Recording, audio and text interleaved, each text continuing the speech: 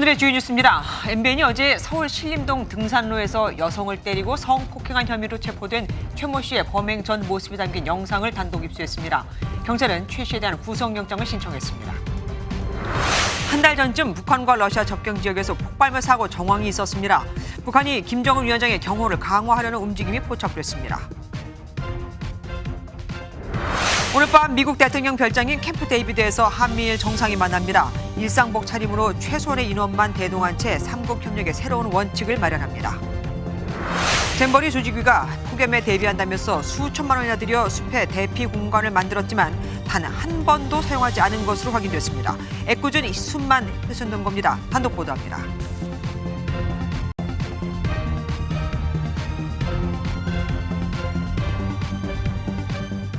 그냥 성폭행이 하고 싶어서 대낮에 그것도 주민들이 많이 오가는 공원길에서 발생한 흉악범죄에 전 국민이 충격에 빠졌죠. 금속 무기를 양 손가락에 낀 채 일면식도 없는 여성을 폭행하고 또 성폭행까지 한 남성의 범행 직전 모습을 저희 MBN이 단독 입수했습니다. 반바지에 슬리퍼를 신고 산책하듯이 빌라 주변을 맴돌고 있었는데 흔히 우리가 길거리에서 볼 수 있는 모습이었습니다. 이시열 기자가 이 남성의 범행 대상을 찾아 배회하는 장면부터 경찰에 붙잡히기까지 시간대별로 사건을 재구성해봤습니다. 회색 반바지에 검은색 반팔 티셔츠를 입은 남성이 다세대 주택 사이 골목을 천천히 걸어 올라갑니다. 슬리퍼를 신고 손을 앞뒤로 크게 휘저으며 걷는 남성. 옷을 털어보기도 하고 사람이 지나가자 주위를 힐끗힐끗 둘러보기도 합니다. 뒤도 한 번씩 돌아보며 점점 위로 올라가더니 그렇게 1시간을 더 걸어 등산로로 진입합니다. 오전 11시 1분쯤 남성은 이곳 둘레길 입구에 도착했습니다. 이후 500여 미터를 더 걸어가 범행을 저지른 겁니다. 이후 11시 44분쯤 지나가던 등산객이 살려달라는 비명을 듣고 경찰에 신고했는데 경찰은 이 40여 분 사이에 대상 물색에서 범행까지 이뤄진 것으로 추정하고 있습니다. 그리고 26분이 지난 이 야산에서 남성은 현행범으로 체포됐습니다. 안타깝게도 피해자는 병원으로 옮겨졌지만 위독한 상황입니다. MBN 뉴스 이시열입니다. 범행 장소는 공원 등산로에서 조금 떨어진 수풀이 우거진 곳이었습니다. 112 신고를 받고 현장에 간 경찰은 어떻게 범행 장소를 금방 찾아서 범인을 검거할 수 있었을까요? 취재 결과 피해자의 텀블러가 결정적인 역할을 했습니다. 이규영 기자가 단독 보도합니다. 서울 신림동의 한 공원에서 여성을 무차별 폭행한 뒤 성폭행한 30대 남성 A씨. MBN 취재 결과 112 신고를 받고 출동한 경찰이 범행 장소를 탐문하는 데 도움이 된 건 등산로에 떨어진 피해자의 텀블러였습니다. 범행 현장에선 텀블러뿐 아니라 휴대전화와 모자도 찾았는데 모두 피해 여성의 것으로 확인됐습니다. 범행 현장에는 손가락에 끼우는 금속 재질의 둔기 2점도 발견됐는데 MBN 취재 결과 피의자 A씨는 가방에 넣어 가지고 왔다고 경찰에 진술했지만 경찰은 A씨가 실제 가방을 가져오지 않았는데도 오락가락 진술을 하는 것으로 보고 있습니다. 둔기는 성폭행 목적으로 지난 4월 인터넷으로 구매했고 실제로 폭행에 이용했다고 경찰에 진술했습니다. 남성은 평소 이곳 등산로를 자주 지나면서 근처에 CCTV가 없다는 것을 미리 알고 범행 장소로 골랐다고 경찰에 진술했습니다. A씨는 일정한 직업이 없으며 부모와 같이 거주하고 있는 것으로 전해집니다. 서울관악경찰서는 A씨에 대해 강간상해 혐의로 구속영장을 신청했습니다. MBN 뉴스 이규현입니다. 신림동 범인은 그 근방에 CCTV가 없다는 것을 알고 있었다고 진술했죠. 그래서 MBN이 현장을 둘러봤더니 사실이었습니다. 이미 지난 4월에 성폭행을 하려고 무기를 샀다고 한 만큼 그새 다 확인을 했던 걸까요? 공원 전체에 비상벨은 5개가 있었는데 비상벨을 누르면 원래 경찰로 신고가 되어야죠. 엉뚱하게도 구청 관제센터로 연결이 됐습니다. 이혁재 기자가 보도합니다. 범행 장소까지 갈 수 있는 산 입구인데 방범 설비가 얼마나 설치됐는지 직접 확인해 보겠습니다.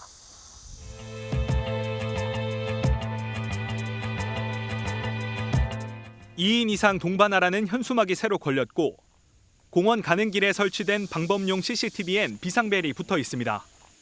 하지만 인도가 아닌 곳에 설치돼 있기도 하고 경찰로 연결이라는 문구가 무색하게 눌러보니 구청 관제센터로 연결됩니다. 바로 경찰이랑 동시에 연동되는 시스템은 없는 건가요? 지금 저희들이 관할하는 거는 거의 다 일단 1차적으로 저희 쪽으로 오게.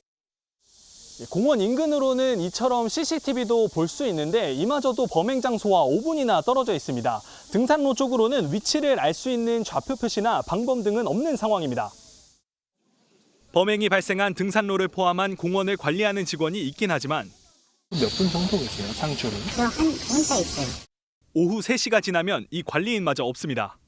아이들을 위한 체험 활동이 열릴 만큼 유동인구가 많은 곳이어서 주민들은 불안하기만 합니다. 그 아침에 운동하는 사람들은 그때는 상당히 위험하죠. 경찰이 이렇게 순찰하는 자체가 슬쩍만 지나가도 상당히 안정감이 있는데 특별 치안 활동을 벌인다며 불과 2km 정도 떨어진 신림동엔 경찰 순찰을 늘리고 장갑차까지 동원했지만 또 다른 흉악 범죄는 막지 못했습니다. MBN 뉴스 이혁재입니다. 피해 여성은 똑부러지고 주관도 강한 효녀였다고 합니다. 친오빠는 엄마를 잘 챙기자 하고 다독이던 여동생이었다며 신림동 칼부림 사건이 났을 때 조심하라고 당부까지 했는데 이런 일이 벌어져 믿기질 않는다고 했습니다. 한범수 기자가 이 피해 여성의 가족을 만나봤습니다. 지방에 거주해 소식을 듣고 황급히 병원으로 온 친오빠는 똑 부러지던 여동생 모습이 떠올라 차마 말을 잇지 못합니다.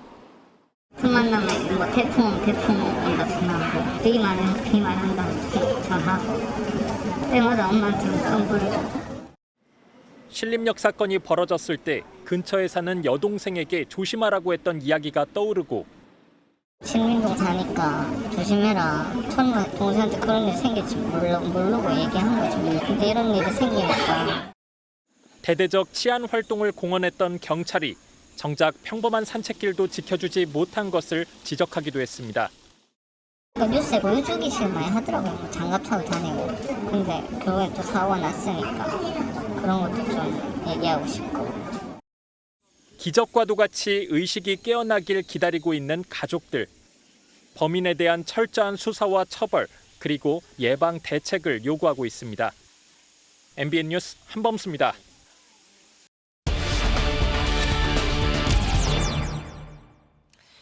범인은 전과도 없었습니다. 그런데 몇 달 전에 이미 범행을 위해서 무기를 구입하고 벌건 대낮에 이런 일을 저지른 거죠. 사이보 표선우 기자와 더 알아보겠습니다. 표 기자, 서현역 칼부림 충격이 가시기도 전에 또 끔찍한 사건이 벌어졌습니다. 심지어 지금 경찰이 특별 치안 활동 중 아닙니까? 네, 지난 3일이었죠. 서현역 칼부림 사건 이후 2주 만에 또 흉악범죄가 일어났습니다. 말씀하신 것처럼 경찰은 국민이 안심할 때까지 무기한 특별 치안 활동을 추진 중입니다. 장갑차까지 동원해서 특공대까지 돌아다녔던 모습들 한 번쯤 보셨을 텐데요. 네네. 그런데 이번 사건 인적이 드문 등산로에서 일어났죠. 2021년 한 해 동안 산에서 10,000건에 달하는 범죄가 일어났는데 이 중 살인이나 강간 등 강력범죄도 64건이나 됐습니다. 경찰 순찰이 인적이 드문 곳까지 포함했어야 한다는 한계가 드러납니다. 그런데 말이 그렇지 경찰도 참 한계가 있을 겁니다. 어쨌든 이번 사건은 앞선 조선 최원정 사건과 다르게 범행 도구로 흉기가 아니니까 다른 게 쓰였습니다. 바로 너클이었잖아요. 이 너클은 보통 호신용으로 많이 구입하지 않습니까? 호신용품이 지금 범행 도구가 된 겁니다. 네, 맞습니다. 너클 하면 사실상 호신용품으로 네. 대표가 되죠.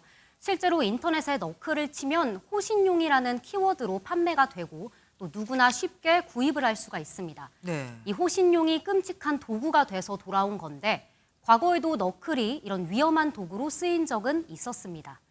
지난 1월 경기도 수원에서 금속 너클 폭행 사건이 일어나서 피해자가 실명 위기까지 갔었는데요. 이런 위험성 때문에 우리나라에서도 너클은 항공기 내 반입이 금지돼 있습니다. 아, 그럼 다른 나라에서는 어떻습니까? 네, 영국에서는 소지 자체가 불법이고요. 아. 네, 프랑스와 미국 일부 주에서도 사실상 불법 무기처럼 취급이 되고 있습니다. 그동안 우리나라에서 규제 필요성이 공론화가 되지 않았는데 경찰 사건을 계기로 부랴부랴 너클 휴대를 적발하는 방안을 검토하고 있습니다. 범행의 직접적인 수단으로 그렇게 부각이 된 게 그렇게 많지 않거든요. 등록제도 있고 허가제도 있고 구매 장부를 갖다가 이제 기입하게 하는 뭐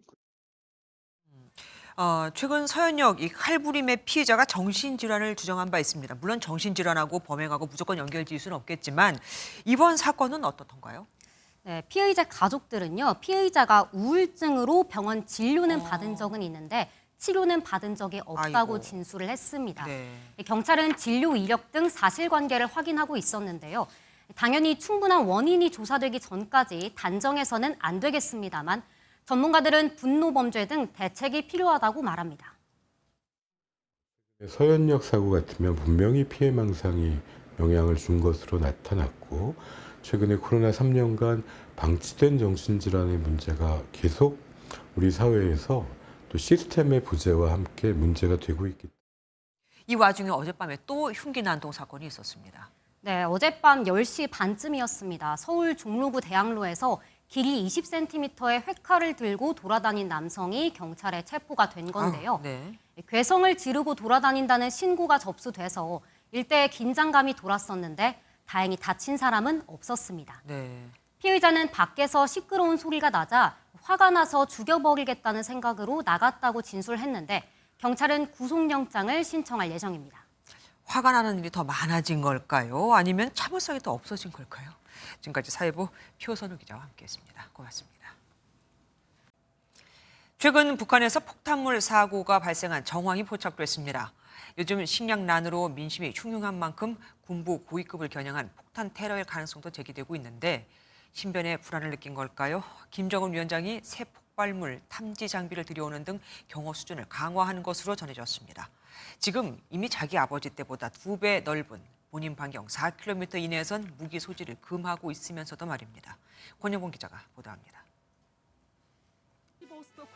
취재 결과 폭발물 사고는 평양 인근에서란 기존 보도와 다르게 1에서 2개월 전쯤 북한과 러시아 접경 지역에서 발생한 것으로 추정됩니다. 평양과는 거리가 있다는 겁니다. 우발적 사고를 배제할 수 없지만 식량난에 지친 북한 주민들이 군부 고위급을 향해 폭탄 테러를 했을 가능성도 있다는 분석도 나옵니다. 국가정보원은 공식적으로 사실 확인엔 신중한 입장을 보이면서도 관련 동향을 추적하고 있다고 밝혔습니다.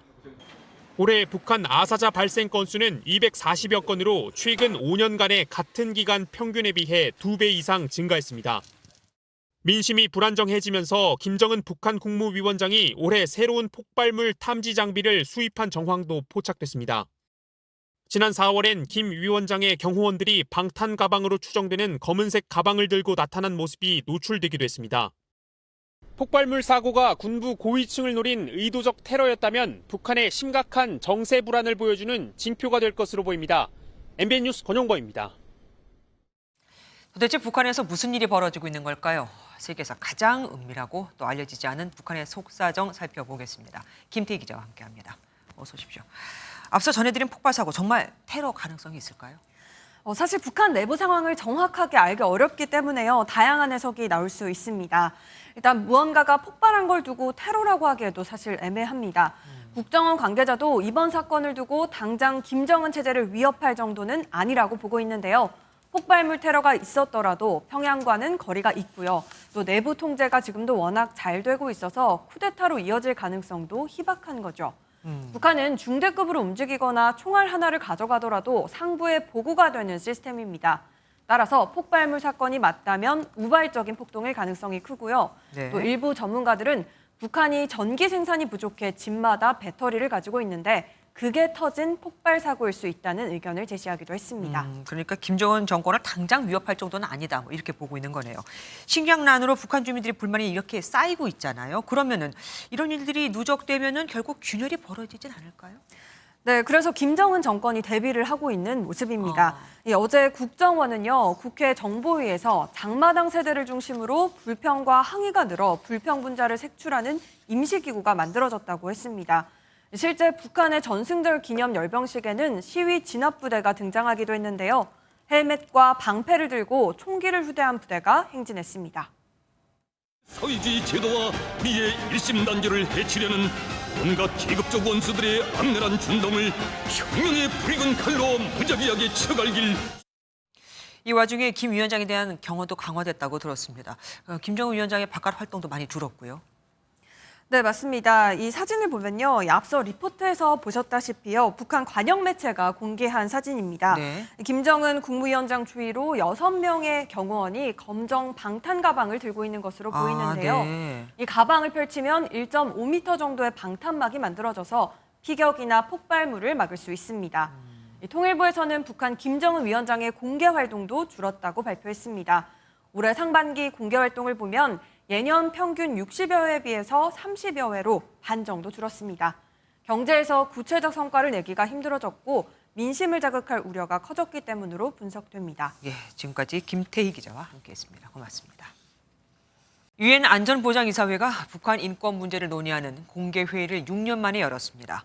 북한의 인권 탄압을 향한 안보리 이사국들의 비판이 쏟아졌는데 탈북 청년이 직접 이 회의에 참석해 북한 주민들의 참상을 고발하기도 했습니다. 서영수 기자입니다.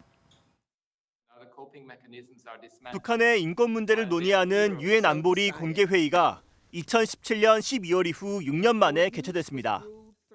한미일 3국의 요청에 따른 것으로 예상과 달리 중국과 러시아의 반대 없이 곧바로 의제로 채택됐습니다. 이사국 발언에 앞서 2011년 북한을 탈출해 한국 외대에 재학 중인 청년이 직접 겪은 인권 탄압 실상을 고발하며 북한 정권을 향해 일침을 가했습니다. 독재는 영원할 수 없습니다. 더 이상 죄짓지 말고 이제라도 인간다운 행동을 하시기 바랍니다. 우리나라와 미국은 북한의 인권 탄압이 무기 개발로 이어져 국제 안보에 악영향을 끼친다는 점을 강조했습니다. The DPRK's human rights abuses are not only a problem of the people of DPRK, but also a critical national security issue for the Republic of Korea.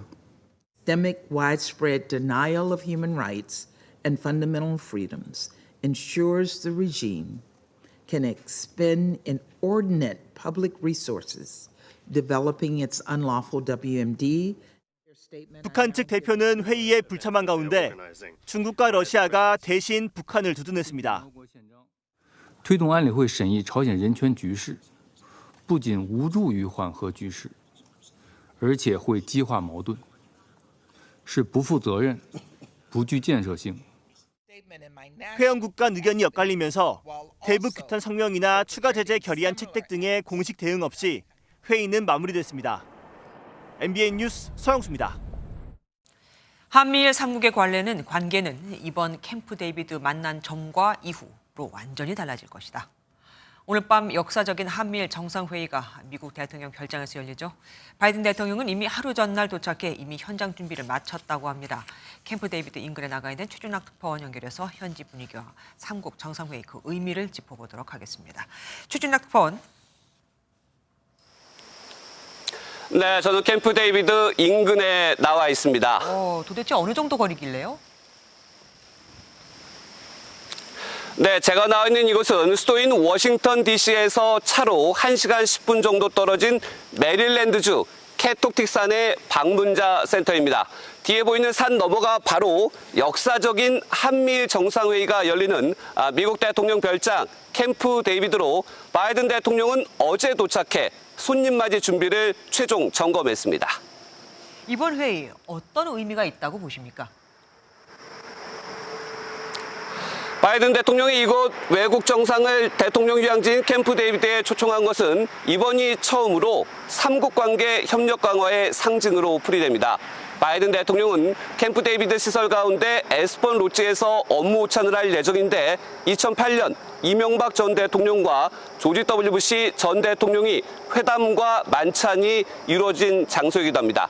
3국 정상은 노타이 차림으로 산책로를 함께 걷고 숲을 배경으로 야외에서 정상회의 공동 기자회견을 가질 예정입니다.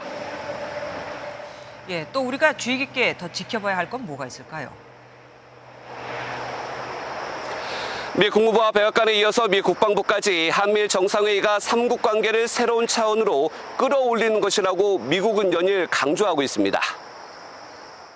You've seen, well, certainly it's a message to the world and to the region about how important these relationships are. I think it's a continuation of what you've seen happening in the Indo-Pacific region. 이번에 3국 정상은 지속적인 협력을 유지하기 위해 해야 할 일인 캠프 데이비드 원칙과 공동 성명으로 구체적인 이행 방안이 담긴 캠프 데이비드 정신을 합의했습니다. 이와 함께 한미일 정상은 세 번째로 3자 협의에 대한 공약이라는 제목의 문서도 채택합니다. 영내 공동위협이 생기면 한미일이 즉각적으로 협의하고 공존 방안을 모색하는 정치적 약속인데 의무보다는 자율적 판단이라는 것이 대통령실 설명입니다. 또한 북핵 대응에서 한미핵협의그룹, 즉 NCG가 삼국 동맹으로 확대될지와 오염수 문제에 대한 일본의 언급 수위도 잘 지켜봐야 할 것으로 보입니다. 지금까지 캠프 데이비드 인근에서 전해드렸습니다. 오늘 오전 미국에 도착한 윤석열 대통령은 곧 바이든 대통령이 손님 맞을 준비를 하고 있는 캠프 데이비드로 이동합니다. 별장 만남인 만큼 편안하게 대화를 나누는 6시간이 주어지죠. 부시와 푸틴도 이곳에서 간편한 옷차림으로 회담을 하기도 했었죠. 이 소식은 현지에 나가 있는 황정 기자가 보도해드리겠습니다. 푸틴 러시아 대통령을 안내하는 부시 전 미국 대통령. 2003년 캠프 데이비드 내 도그 우드라는 해외 정상이 묵는 객실 앞에서 찍힌 모습인데 산책하는 두 정상의 편한 옷차림이 눈에 띕니다. 2012년 G8 정상회담 때도 비슷했습니다. 역시 대통령 숙소 중 하나인 아스펜 로지에서 오바마 전 미 대통령과 메르켈 전 독일 총리가 소파에 편안히 앉아 이야기를 나눕니다. 한미일 정상회의도 비슷한 모습이 연출됩니다. 배석자를 최소화하고 격식을 차리지 않고 자유롭게 의견을 교환하는 이른바 리트리트 방식으로 진행됩니다. 이번 캠프 데이비드는 한미일 정상회의가 결국 이들 간의 삼국 협력 체제를 제도화하고 공고화하는 의미를 지닙니다. 이런 부드러운 분위기는 회의 시작 전부터 감지됩니다. 바이든 미 대통령은 윤 대통령 미국 도착에 맞춰 부친상을 위로하는 조화를 워싱턴 DC 내 숙소에 보냈습니다. 전화 통화로도 위로의 말을 건넸는데 윤 대통령은 하와이 산불이 걱정이라며 안보 동맹이란 재난 시에도 늘 함께하는 것이라고 생각한다고 답했습니다. 지금 제가 서 있는 이곳은 정상회의장에서 불과 5km 떨어진 곳입니다. 새벽이 지나 아침이 되면 인도 태평양 지역 최대 협의체가 될 한미일의 역사적인 첫걸음이 시작됩니다. 캠프 데이비드 인근에서 MBN 뉴스 황전입니다. 오늘 이동관 방송통신위원장 후보자 인사청문회가 열렸습니다. 아들 학폭 무마 의혹과 언론관을 두고 야당 공격이 이어졌는데 이 후보자도 물러서지 않았습니다. 차민아 기자가 보도합니다. 야당은 인사청문회 시작부터 이동관 방통위원장 후보자 아들의 학교폭력 의혹을 집중 제기했습니다. 왜 이동관 후보자의 아들에 대해서만 방금 가해 사실이 있다고 반성하고 있다고 얘기했는데도 불구하고 왜 학폭이 열리지 않습니까? 이동관 후보자는 친구끼리 다툼이었을 뿐 갈취 등은 없었고 이후 화해했다고 해명했습니다. 피해자가 나를 학폭 피해자로 규정하지 말아달라고 그렇게까지 얘기를 하는데 굳이 당신이 학폭 피해자니까 나와서 얘기하라는 식의 압박을 계속 가하는 것이 이게 무슨 논리인지 저는. 이명박 정부 홍보수석 재직 당시 국정원에 언론장악 문건 작성을 지시했다는 야당 질의도 이어졌지만 이 후보자는 지시한 적도 본 적도 없다고 반박했습니다. 라디오 시사 프로 편파 방송 실태 및 고려 사항이라고 이렇게 제목 또 혹은 기한 이런 것까지 다 지정해줬다라는. 모니터 보고서 수준의 것이 아닌가요? 저는 보고받거나 지시하거나 한 일이 없습니다. 이 후보자는 공영방송 개혁은 왼쪽으로 기운 방송을 오른쪽으로 기울이겠다는 것이 아니라며 공영방송은 공정해야 한다고 했습니다. 또 사전 질의 답변서를 통해 방송 재승인 심사에서 주관적 평가가 많이 들어가는 정성 평가를 줄여 객관성을 높이겠다고 강조했습니다. MBN 뉴스 차민아입니다. 야당은 이동관 후보자의 답변 태도를 문제 삼으며 사퇴를 요구하기도 했습니다. 여당과 이 후보자가 문재인 정부 시절 방송 장악이 더 문제였다며 역공에 나서면서 목소리는 더 높아졌죠. 서로 네가 더 나빴다 이겁니다. 노태영 기자입니다. 자녀의 학교 폭력 의혹을 집중 질의한 야당의 공세에 이동관 후보자는 답변 시간을 달라며 맞섰습니다. 이걸 아예 무시해버리고 보지도 않고 그리고 오늘 오시는 겁니까? 네. 선도의 결정으로 전화 갔다고 하셨습니다. 아니 그 말씀을 드리는 겁니다. 또 답변을 드리셔야 될 거 아닙니까? 답변 태도를 문제 삼자 이 후보자도 지지 않았습니다. 지금 인사청문회 자리가 쉬우시죠? 별로 어려워하지 않는 것 같습니다. 지금이라도 방통위원장 후보 자진 사퇴하실 생각 있습니까? 점심 먹으면서 생각해 보겠습니다. 청문회를 진행한 장제영 과방위원장이 직접 질의에 나서 문재인 정부의 방송장악 사례를 들며 내로남불이라고 비판하자 고성이 오갑니다. 정말 이 도둑이 재발적인 건지 이 자신들의 기득권을 놓지 않겠다는 그런 마지막 발악이 아닌가. 세상에 끄세요. 또 민주당 소속 의원들은 MBC, KBS 출연 자제해라. 야당 의원들을 공격하는 게 맞습니까? 이 후보자는 문재인 정부 시절 여러 방송사에 설치된 적폐청산위원회 성격의 위원회들이 홍위병 운동과 유사하다고 평가하기도 했습니다. MBN 뉴스 노태현입니다. 네 번째 검찰 소환 조사를 받은 이재명 더불어민주당 대표가 조작 수사에 쏟을 에너지를 민생 회복에 쏟으라며 날을 세웠습니다. 한동훈 법무부 장관은 이 대표는 늘 조작 수사라고 해왔다며 법대로 수사할 거라고 했죠. 비회기 때 구속영장을 청구하라는 주장엔 이건 식당 예약하는 게 아니라고 일축했습니다. 이혁근 기자입니다. 13시간 넘게 검찰 조사를 받은 직후 검찰이 목표를 정해놓고 사실과 사건을 꿰맞춰 간다고 비판했던 이재명 더불어민주당 대표. 최고위에 참석해 경제 위기를 강조하며 다시 한번 검찰 비판에 나섰습니다. 지금 경제 위기가 심각합니다. 이런 정치 수사, 조작 수사에 쏟을 에너지를 경제 위기 극복, 또 민생 회복에 쏟아 주시기 바랍니다. 앞선 조사에서 대부분 진술서로 가름한 것과 달리 일부 질의에선 적극 설명에 나선 걸로 알려졌는데 이 대표 측 핵심 관계자는 자신이 있기 때문에 적극 소명한 것이라고 말했습니다. 이 대표가 진술을 거부하고 있다는 식의 여론몰이로 영장 청구 빌미를 만드는 검찰에 말리지 않겠다는 전략도 담긴 걸로 풀이됩니다. 김대중 전 대통령 추도식에 참석해선 인동초 정신을 강조하며 탄압받는 야당 지도자 이미지를 부각했습니다. 한동훈 법무부 장관은 조작 수사라는 이 대표의 주장을 일축했습니다. 범죄 수사를 받는 피의자가 자기 변명이라든가 자기 얘기를 하는 거는 자연스러운 일입니다. 늘 조작이라고 하시지 않았습니까?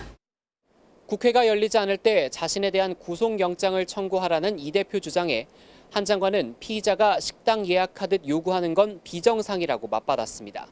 MBN 뉴스 이혁근입니다. 신협에 강도가 나타나 현금 수천만 원을 빼앗아 달아났습니다. 소화기 분말을 뿌리며 직원을 위협했는데 당시 은행에 청원 경찰은 없었고 직원도 달랑 한 명뿐이었습니다. 은행 근무 시간인데도 말입니다. 강세훈 기자가 보도합니다. 흰색 오토바이를 탄 남성이 한 건물 주변을 빙빙 돕니다. 그리고 7분 뒤 오토바이가 보이지 않더니 순찰차가 급하게 출동합니다. 대전의 한 신협에 강도가 나타난 건 오늘 정오쯤입니다. 검은색 헬멧을 쓴 남성이 은행에 나타나 소화기 분말을 뿌리며 직원을 위협한 뒤 현금을 담아갔습니다. 사건 현장입니다. 범인은 이 신협에서 현금 3,900만 원을 훔친 뒤 흰색 오토바이를 타고 도주했습니다. 당시 은행에는 방문한 손님이 없었고 인명피해도 발생하지 않았습니다. 해당 신협은 6명의 직원이 근무하지만 강도가 나타난 시간에는 여직원 1명뿐이었습니다. 휴가나 이런 걸로 빠지셔서 오늘은 4명 근무하고 계셨다고 하더라고요. 그중에 2분은 좀 점심 식사 가셨고. 청원경찰은 채용하지 않았습니다. 청원경찰은 따로 안 계십니다. 그 지점에는. 비용 문제 때문에. 네네, 그런 부분이라든지. 뒤늦게 소식을 들은 주민들은 불안합니다. 묻지마 칼부림도 나고 또 뭐 살인도 나고 대낮에 강도 사건도 있고 그래서 너무 세상 살기가 불안한 것 같아요. 해당 신협은 영업을 중단했습니다. 경찰은 형사와 기동대 등 250여 명을 투입해 도주 경로를 추적하고 있습니다. MBN 뉴스 강세훈입니다. 한편 충북 음성에선 편의점에 나타난 30대 남성이 흉기를 휘두르며 난동을 부렸습니다. 점주가 거스름돈을 손에 쥐지 않아서 그랬다네요. 그런데 이 남성 오히려 점주에게 제압을 당했습니다. 김영현 기자가 보도합니다. 편의점에서 나온 한 남성이 급하게 등 뒤로 무언가를 숨깁니다. 뒤따라 나온 점주와 이야기를 나누더니 점주가 편의점으로 들어가려는 순간 흉기를 휘두릅니다. 흉기는 점주의 얼굴 쪽을 아슬하게 비켜갑니다. 남성은 멈추지 않고 흉기를 계속 휘두릅니다.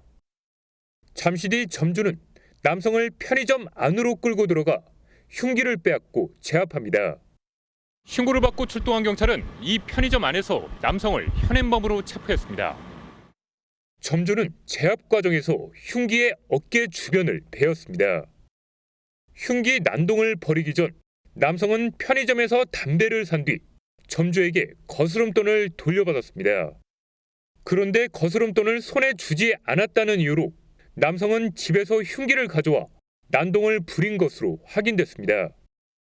본인은 좀 거스름돈 건네주는 과정에서 불친절하다고 생각을 했나 봐요. 술 취해가지고 기억 안 난다. 그렇게 진술하고 있고요. 경찰은 남성에 대해 특수상해 혐의로 구속영장을 신청할 예정입니다.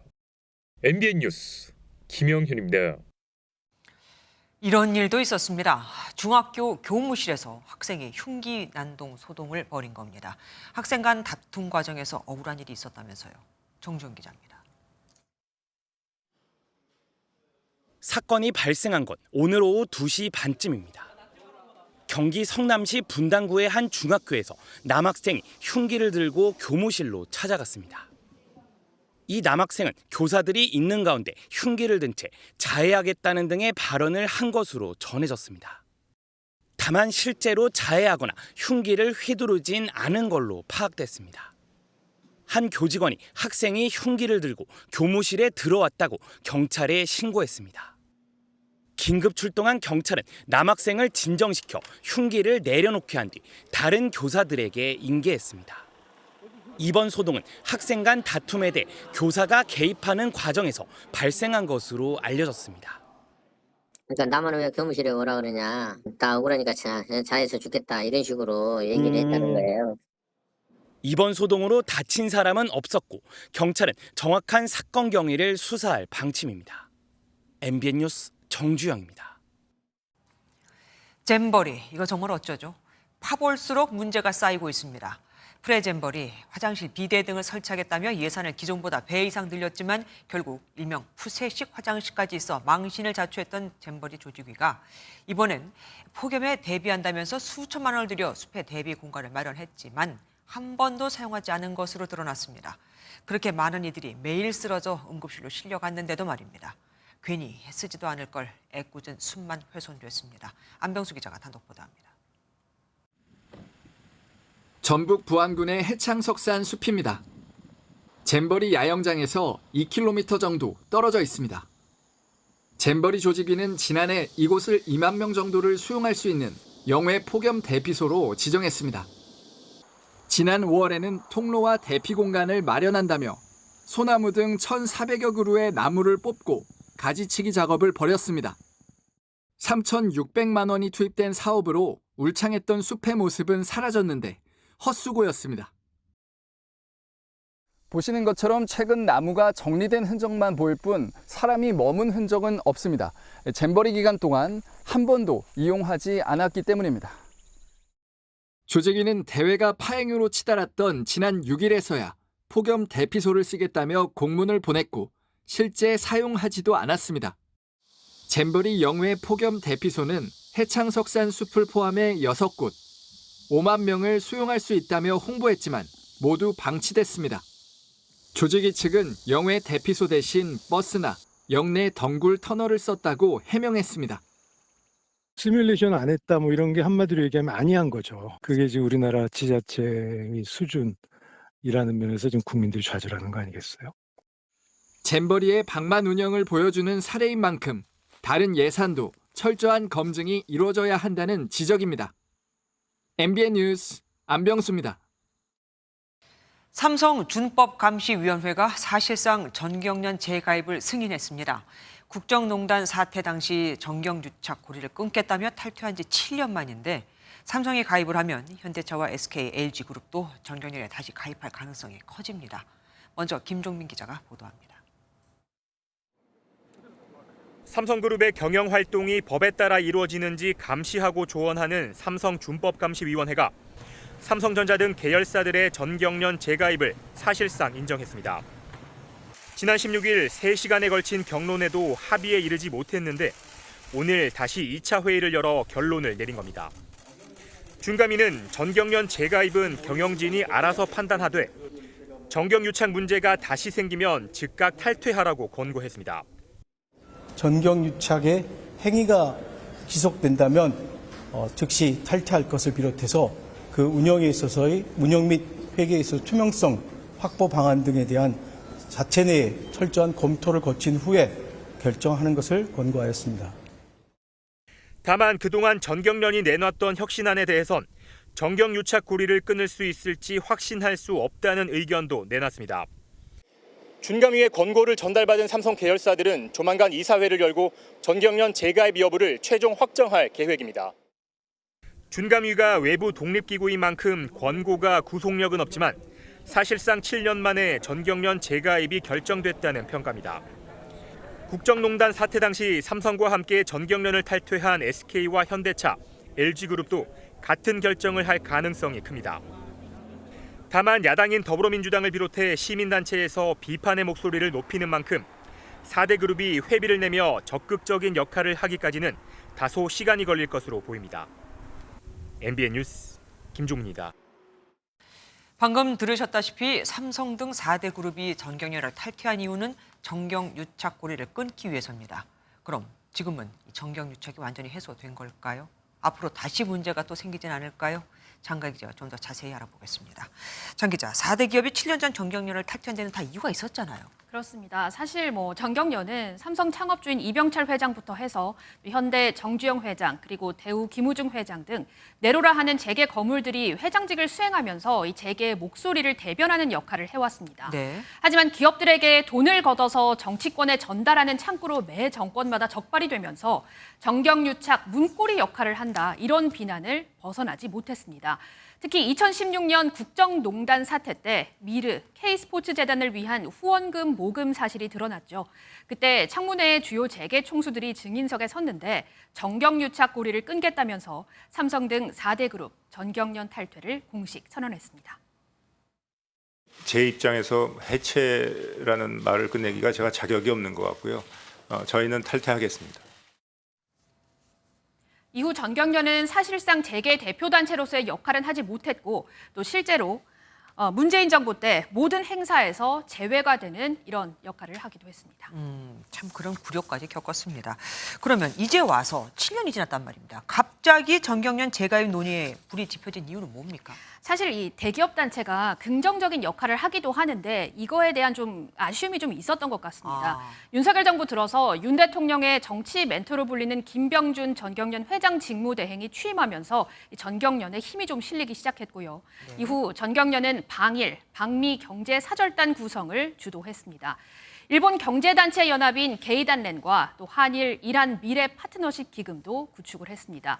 일본과 관계 개선에 적극적인 우리 정부로서는 대기업들이 여기에 좀 적극적으로 참여하기를 바랄 수밖에 없겠죠. 네. 또 인플레이션 감축법 등 미국과 또 협력해야 할 일도 산적한데 한국 기업들의 집단화된 역할이 필요할 것으로 보이고요. 또 한 재계 관계자는 전경련이 그동안 쌓아온 일본 등 해외 대기업 네트워크가 꽤 강하다면서 이 역할을 맡을 곳이 있어야 한다, 이렇게 평가하기도 했습니다. 그러니까 우리 경제를 위해서 또 국가를 위해서 또 뭐 할 일을 해야겠다, 뭐 이런 얘기도 되는 것 같은데 어쨌든 제일 문제가 됐던 거 정경유착 고리 끊어질 수 있을까요? 사실 전경련도 이 부분을 가장 많이 의식을 하고 있기 때문에 지난 5월에 혁신안을 발표하기는 했습니다. 좀 자세히 살펴보면 한국경제인협회로 이름을 바꾸고 또 정경유착을 막기 위한 윤리경영위원회 설치, 그리고 연구기관인 한국경제연구원을 흡수 통합해서 싱크탱크형 경제단체로 바뀌겠다, 이렇게 밝혔습니다. 하지만 오늘 삼성 준가미가 이런 혁신안으로 정경유착 고리를 끊을 수 있을지 의구심이 든다고 했죠. 네. 사실 권력자의 요구가 있으면 기업들이 거절하기는 쉽지 않다는 겁니다. 기업 입장에서는 정부 정책에 따를 수밖에 없는 게 현실이라고 생각합니다. 미르하고 K스포츠는 청와대 요청을 우리 기업이 거절하기가 참 어려운 것이 기업하는 사람들의 입장입니다. 어찌됐건 삼성 계열사들이 다음 주 임시회를 열고 재가입 여부를 확정하면은 다른 기업들도 뭐 움직이지 않겠습니까? 아마 그럴 것으로 보이는데요. 전경련이 오는 22일 총회를 열고 한경련을 흡수, 통합하는 안을 의결하는데 4대 기업들은 전경련은 아니지만 현재 이 한경련에는 계속 회원사로 있었거든요. 이 때문에 기업들이 한경련을 탈퇴하지 않으면 이번 합병으로 자동으로 전경련 회원사가 될 것으로 보입니다. 네, 지금까지 장가희 기자와 함께했습니다. 고맙습니다.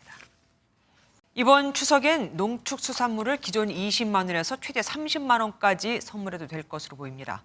청탁금지법 시행령 개정이 추진되면서 명절 선물 가액이 늘어난 건데 식사 접대비는 1인당 3만 원이 우선은 그대로 유지됩니다. 김민수 기자가 보도합니다. 일식집을 운영하고 있는 강태훈 대표는 공무원이나 기업 홍보 직원에게 예약 전화를 받을 때면 고민에 빠집니다. 청탁금지법에 따라 1인당 식사 접대비가 3만 원으로 묶여 있는 탓에 손님들의 메뉴 선택에 제약이 따릅니다. 식사 접대비 3만 원이 넘어가면 음식값을 깎아달라는 요구를 받는데 거절할 수가 없습니다.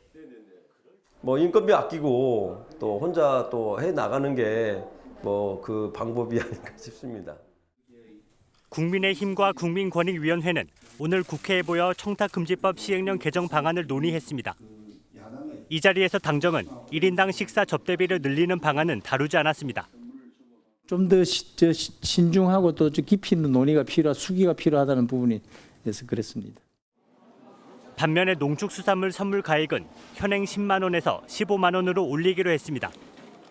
청탁금지법이 개정되면서 명절에는 선물 가액의 2배까지 허용되는 만큼 최대 30만 원어치의 농축수산물 선물이 가능합니다.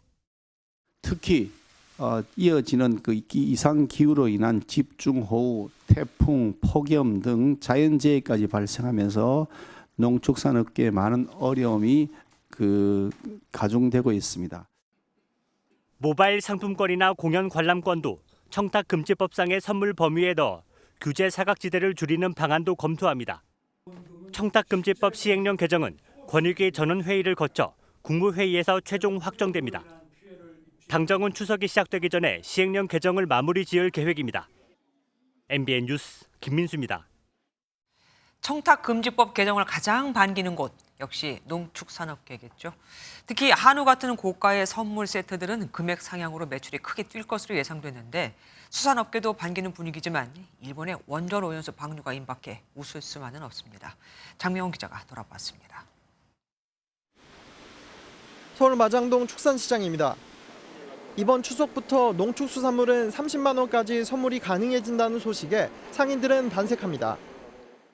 비교적 고가의 명절 선물 세트가 많은 축산품의 경우 이번 조치에 수혜를 받을 수 있어 상인들은 긍정적인 반응입니다. 고기는 또 고가잖아요. 사실 고기 중에 또 단가가 또 올라가는 거기 때문에 저희는 환영하는 바예요. 보통 20만 원 정도로 맞춰 놓으셨네요. 네, 다 거의 20만 원, 15만 원대니까. 대형마트와 백화점 등 유통업계도 선물 세트 물량을 더 늘리는 걸 검토하는 분위기입니다. 그렇게 바뀌면 수요가 바뀔 수 있으니까 이제 10에서 30%가량 늘리는 방안을 검토는 하고 있는데 이게 언제 확정될지는 수산시장 상인들에겐 간절함마저 느껴집니다. 자연산 전복이나 참조기, 굴비 등 고가 수산물 중심으로 선물 세트 수요가 늘면서 매출이 회복될 것으로 기대하고 있습니다. 30만 원 그건 아니에요? 더 올려야 된다. 그러면요. 한 50만 원씩 올려야 돼. 킹크랩 한 마리에 20만 원, 40만 원이에요. 근데 그렇게 묶이려면 그거 안 좋아하지. 하지만 일본이 다음 달에 실제 오염수 방류에 들어가면 수산업계는 김영란법 시행령 개정의 효과가 미미할 것이란 우려도 제기됩니다. MBN 뉴스 장명훈입니다. 요즘 대학가는 여름 코스모스 졸업 시즌입니다만 분위기가 과거와는 많이 다릅니다. 꽃다발을 들고 학사모를 던지는 졸업생보다는 졸업을 미루고 도서관이나 카페에서 열공하는 학생들이 더 많기 때문입니다. 졸업도 안 하고 그렇다고 취업을 한 것도 아닌 그래서 그냥 쉬는 청년만 66만 명이나 된다는 걸 아십니까? 최윤영 기자가 취재했습니다. 졸업식이 열린 서울의 한 대학교. 335 꽃다발과 가운을 입고 기념사진을 찍지만 같이 졸업하는 동기들이 많지는 않습니다. 확실히 요즘에는 옛날보다 졸업이라는 거 의미가 조금은 달라진 것 같아요. 4년 안에 딱 졸업하는 사람은 거의 없고 자기 인턴십이나 교환학생도 따로 하고 여유 있게 취업 준비도 하면서. 반대편 도서관은 졸업을 미루고 취업 준비를 하는 학생들로 늘 만석입니다. 휴학 안 하는 게 오히려 더 이슈예요. 너 휴학 안 해? 다들 휴학하는 시대에서 다녀가지고 이제 이것저것 해보는 거죠. 자격증 많이 따서 뭐 눈을 낮추면은 뭐 어떻게든 들어갈 수는 있겠지만 그래도 이왕 들어가는 거 더 좋은 쪽으로 들어가려고 하다 보니까. 이번에는 중소 IT 업체와 젊은 직장인들이 모여있는 서울 구로 디지털 단지로 가봤습니다. 첫 취업에 성공했어도 오래 다니지 못하고 퇴사하거나 이직하는 일이 비일비재합니다. 근속 기간 자체가 워낙 짧은 편인 것 같습니다. 대기업을 가지도 못하고 중소기업도 오래 다니지 못하고 이런 상황인 것 같습니다. 졸업을 미루거나 졸업 후 중소기업에 들어갔다가 퇴사한 뒤 재취업을 준비하는 청년들은 주변에서 쉽게 찾아볼 수 있습니다. 통계청에 따르면 지난달 그저 쉬었다고 답한 20대와 30대 인구는 60만 명이 넘습니다. 40, 50대보다 많습니다. 기획재정부가 연구 용역을 통해 쉬는 청년이 급증하는 이유를 찾겠다고 하자 이유가 뻔한데 아까운 세금이나 축낸다는 비난이 쇄도했습니다. 대학을 졸업했으니 당연히 대기업에 들어가고 싶지만 현실벽이 높고 중소기업은 임금이 적어 기피하다 보니 그냥 쉬는 청년이 갈수록 늘고 있는데 왜 이걸 모르냐는 겁니다. 양질의 일자리와 눈높이 취업, 그 사이 어딘가에 해답이 있을까요? MBN 뉴스 최윤영입니다. 쌀 미자를 풀어보면 88이 들어있습니다. 그래서 8월 18일을 쌀의 날로 정하고 있죠. 쌀을 잘 소비하지 않아 날을 따로 정해 독려할 정도가 된 건 꽤 됐지만 그래도 요즘은 너무 심해졌습니다.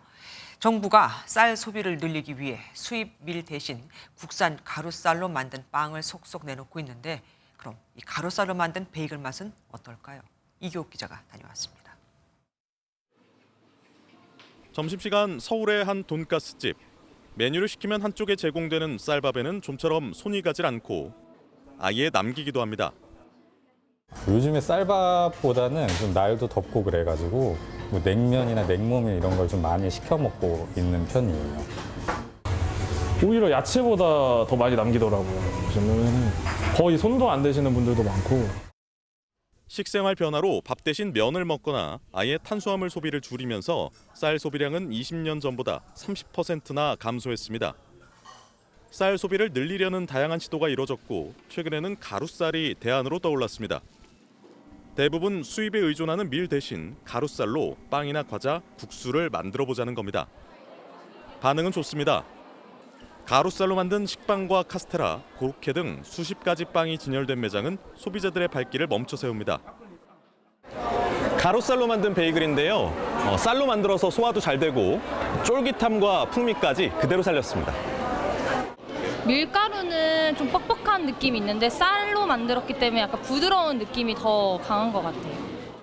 정부는 올해 전국 가루쌀 생산을 지난해 20배가 넘는 10,000톤으로 늘린다는 계획입니다.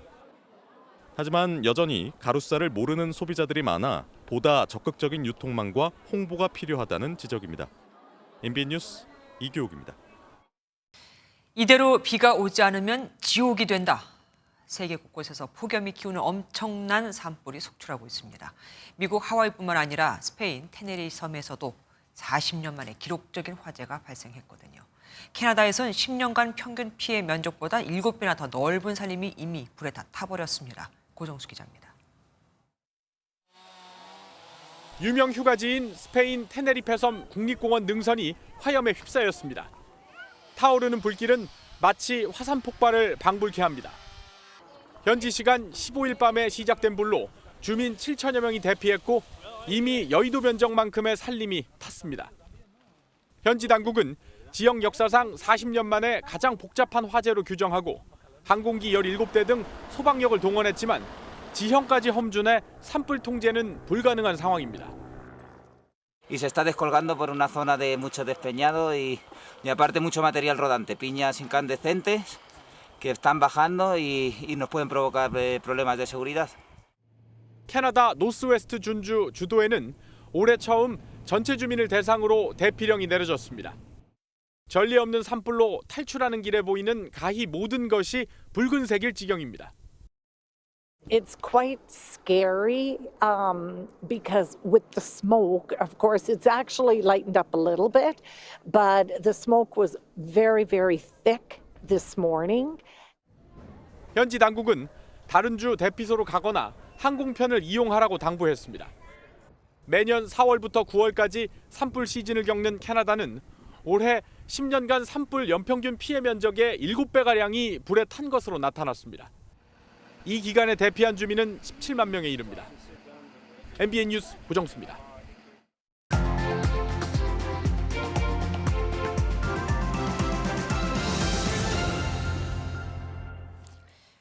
(6.25) 전쟁 그 난리통에도 피란지인 부산과 대구 등지엔 임시학교가 문을 열었습니다. 천막교실에 책걸상도 제대로 갖추지 못한 채 칠판 하나만 덩그러니 놓인 게 대부분이었지만 콩나물 시루처럼 학생들은 몰려들었죠. 이 같은 기적 아닌 기적이 가능했던 건 교사와 학부모, 학생 모두가 배워야 잘 산다는 굳은 믿음과 학교 교육, 그러니까 시쳇말로 공교육에 대한 신뢰가 있었기 때문입니다. 최근 3년간 학교 교육을 중도 하차한 일반고 학생이 무려 3만 8천 명에 달한다는 걸 아십니까? 부모 대신 돈을 벌기 위해서요? 아파서? 아닙니다. 대부분이 그야말로 대학 입시에 올인하기 위해서였습니다. 어차피 좋은 대학에 가는 게 목표니 학원에 다니면 될 걸 굳이 학교까지 다닐 필요가 있냐 이거죠. 1학년 때 해봐서 대입에 필요한 내신 성적이 안 된다 싶으면 바로 자퇴해 2학년 때 고졸 검정고시와 수능을 치르고 만족스럽지 않으면 이듬해 다시 도전하는 게 코스처럼 돼버린 겁니다. 숫자도 계속 늘고 있습니다. 전국 일반고 1학년의 학업 중단율은 2021년 1.46%에서 올해 2.4%로 2학년은 1.12%에서 2.05%로 증가하고 있는 추세거든요. 고3 학급엔 보통 25명 안팎의 학생이 있는데 수업을 듣는 아이는 5명 정도에 불과하고 나머지는 입시에 유리한 다른 공부를 하거나 학원 숙제를, 또 다른 나머지는 잠을 자는 경우가 대부분입니다. 그럼 교사는 그걸 가만히 보고만 있냐고요? 네, 그렇습니다. 학생 상당수는 이미 중학교 때부터 학원이나 과외를 통해 선행 학습을 다 해버렸고 또 자칫 꾸지람을 줬다가는 학생이나 학부모로부터 항의받거나 인권 침해, 아동 학대로 시달려야 하니 참는 게 도리라고 합니다. 학교에 가는 이유가 어쩌다 좋은 대학에 가기 위해서 또 시간 낭비가 됐을까요? 원래 인성을 배우고 사회를 배우고 단체 생활을 배우고 도리를 배우는 게 학교의 역할 아니었던가요? 미국의 교육학자 에베레트 라이먼은 저서 학교는 죽었다에서 인간성을 상실한 현대사회의 학교를 비판하며 사망 선고를 내렸습니다. 우리네 학교는 살아있는 거 맞습니까? 김주아의 그런데 오늘은 자퇴가 대입 패스트트랙이라니 였습니다. 골프 여자 박인비가 국제올림픽위원회 IOC 선수위원 우리나라 후보로 최종 확정됐습니다. 내년 7월 파리올림픽 참가 선수를 대상으로 진행되는 선거에서 박인비가 뽑히면 태권도의 문대성, 탁구의 유승민에 이어 한국인으로는 역대 3번째 선수위원이 됩니다. 현재 남부지방에는 비가 내리고 있습니다. 이 비는 내일이면 모두 그치겠는데요. 부산과 경남 해안을 따라서 100mm 이상, 호남 동부 지역으로는 80mm 이상, 그 밖에 남부지방으로는 10에서 많게는 60mm의 비가 내리겠습니다. 주말인 내일도 무더위는 계속됩니다. 한낮에 30도를 넘는 폭염 속에 내륙 곳곳으로는 언제든 세찬 소나기가 지날 수 있겠습니다. 내일은 전국이 대체로 흐리겠고요.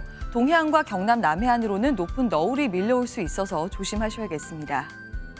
오늘도 서울을 비롯한 대도시와 해안가는 밤사이 25도 아래로 떨어지지 못하는 열대야가 나타나겠습니다. 낮 기온은 서울이 32도, 춘천은 33도, 남부지방도 광주가 33도, 부산 30도까지 오르겠습니다. 다음 주 화요일에는 중부지방을 시작으로 수요일과 목요일 전국에 비가 한 차례 내릴 전망입니다. 날씨였습니다. 안녕하세요. 김주하입니다. 공정하고 신속한 MBN 뉴스. 유튜브를 통해서도 만나보실 수 있습니다. 특히 더 많은 뉴스와 라이브를 보고 싶으시다면 오른쪽을 눌러서 구독하시면 됩니다. 어렵지 않죠? 빠르고 정확한 뉴스로 계속 찾아뵙겠습니다. MBN 뉴스를 시청해주신 여러분 고맙습니다.